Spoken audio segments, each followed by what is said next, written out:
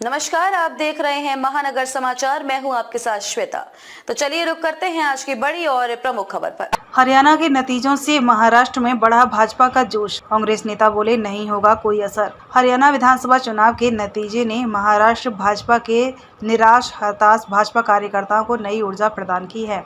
इससे उनका जोश हाई हो गया है, लेकिन कांग्रेस नहीं मानती कि इसका महाराष्ट्र विधानसभा चुनाव में कोई असर होगा। वहीं राजनीतिक विश्लेषक कहते हैं कि हरियाणा के नतीजे ने लोकसभा चुनाव में हार की हताशा से जूझ रहे प्रदेश भाजपा कार्यकर्ताओं का मनोबल बढ़ा दिया है। उप मुख्यमंत्री देवेंद्र फडणवीस ने कहा कि हरियाणा में जो नतीजे आए हैं वही स्थिति नवंबर माह में महाराष्ट्र में भी देखने को मिलेगी। फडणवीस ने कहा कि लोकसभा चुनाव में प्रदेश में भाजपा का प्रदर्शन ठीक नहीं रहा।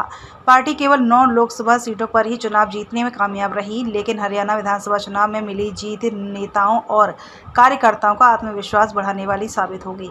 फडणवीस ने कहा कि हरियाणा की जनता ने प्रधानमंत्री नरेंद्र मोदी पर विश्वास जताया है। हमें किसी में हराने की ताकत नहीं थी, हमें चौथे पक्ष के फेक नैरेटिव ने हराया। उन्होंने कहा कि हम फेक नैरेटिव का उत्तर फेक नैरेटिव से देंगे। वहीं महाराष्ट्र भाजपा अध्यक्ष चंद्रशेखर बावनकुले ने मंगलवार को दावा किया कि हरियाणा की ऐतिहासिक विजय की पुनरावृत्ति महाराष्ट्र में भी होगी। उन्होंने कहा कि लोकसभा चुनाव में झूठा प्रचार करने वाली कांग्रेस इस चुनाव में बेनकाब हो गई है। दूसरी ओर वरिष्ठ कांग्रेस नेता व महाराष्ट्र भाजपा प्रभारी रमेश चिन्नेथला ने कहा कि हरियाणा चुनाव के नतीजों का महाराष्ट्र में कोई असर नहीं होगा और पार्टी कार्यकर्ता उत्तरी राज्य के चुनाव परिणामों से उत्साहित नहीं है।